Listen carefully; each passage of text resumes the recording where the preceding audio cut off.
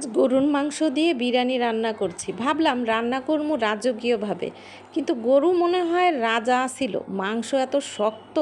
প্রথমে মাংস সিদ্ধ করতে গিয়ে প্রেশার কুকারে প্রেশার দিয়ে ফেলাইলাম। কুকার বলতেছে, ভাই গরু নাকি হাতি দিছো ভিতরে। চাল ভিজাইছি 1 ঘন্টা, মশলা দিছি এমনভাবে যেন মনে হয় প্রেমে পড়ছি মাংসের সাথে। তবুও মাংস কইতেছে আমার মন গলবে না, তুই যতই ঝাল দাও।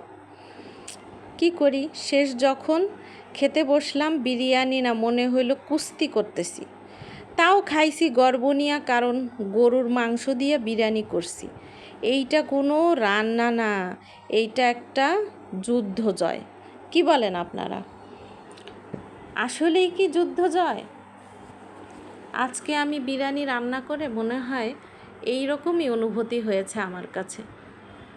মাংসটা সিদ্ধ করতে প্রেশার কুকারের 12টা,